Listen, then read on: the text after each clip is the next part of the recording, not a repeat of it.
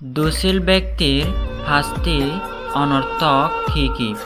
উত্তর: দোষীল ব্যক্তির শাস্তি অনর্থক গতে: 1.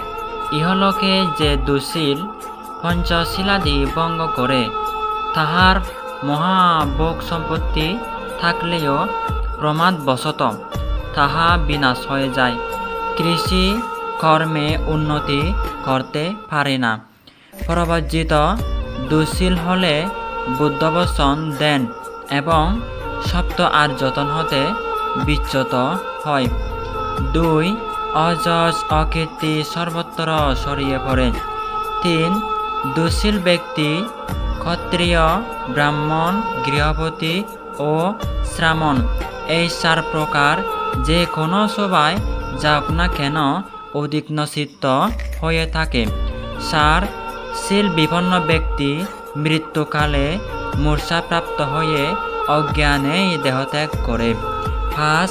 দোষীল ব্যক্তি দেহত্যাগ করে মৃত্যুর পর অপায় দুর্গতি নিরয়ে প্রাপ্ত হয়।